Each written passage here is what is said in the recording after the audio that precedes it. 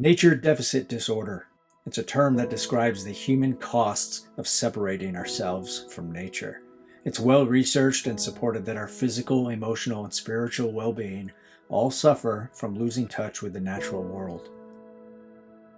While visiting Los Angeles, I came here to what's been dubbed the wisdom tree.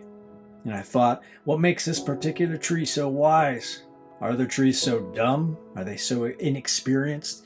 So I had to find out, what does nature teach me? And here's what I was reminded of.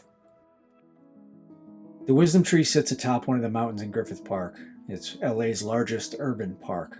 Like many of the local residents, I came here to escape the noise of the city. Not only the physical noise of the modern streets, but the commotion and clamor of society's unsolicited advice that seems to fill my head. In that way, people come here to disconnect, or in other words, to reconnect with themselves, to seek perspective, to dream. Nature is the true no-judgment zone. It's not impressed by any material thing. It's not going to celebrate your achievements, just as it won't decry your failures. It doesn't matter if you have $1 billion or just one.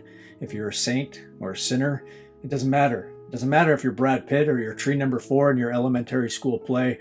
You're welcomed here just the same. And it's a reminder for me to live judgment-free of both others and myself. The climb up the mountain is a relatively benign hike.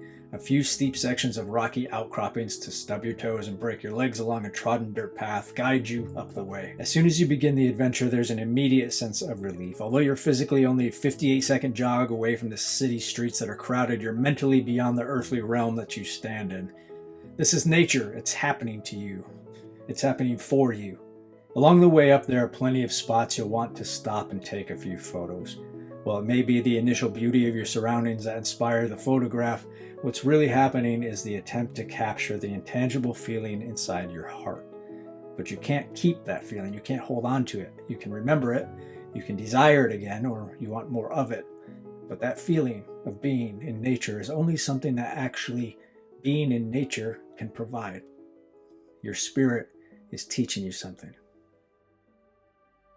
When you reach the pinnacle, you have a 360-degree view of the giant city of industry below. The power of nature's allure is that nature remains so stoic. No matter what happens in our world or our personal lives, nature remains. It's a loyal and trusted friend, or like a dogged companion, nature welcomes you home whenever you arrive. It asks nothing of you in return. I've always called nature the original therapist, because whenever I'm in its presence, I can't help but become introspective. I assess my life. Am I really happy? Am I doing the right thing? What's for lunch? And the trees listen. And in their silence, they respond. And what you hear depends on who you are.